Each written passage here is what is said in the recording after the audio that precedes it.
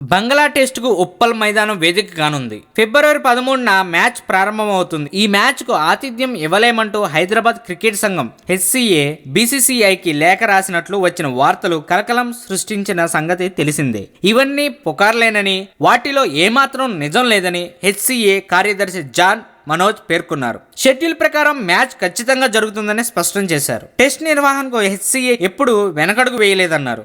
నిధుల కొరత గురించి కూడా ఆయన మాట్లాడారు. ప్రతి సంఘానికి సుప్రీంకోర్టు అనుమతి తప్పనిసరి. న్యాయస్థానం ఆమోదం మేరకు నిధులు కేటాయింపులు ఉంటాయి. నిధుల కొరతతో ఇప్పటి వరకు ఒక్క టెస్ట్ మ్యాచ్ అయినా నిలిచిపోయిందా? మ్యాచ్ నిర్వహణకు అవసరమైన నిధులు స్టేడియం హక్కుల కింద సేకరించామని పేర్కొన్నాడు. బంగ్లాదేశ్ ముందుకు వచ్చినందుకు 3 రోజులు వార్మప్ మ్యాచ్ ఆడేందుకు తగిన ఏర్పాట్లు పూర్తి చేశామన్నారు.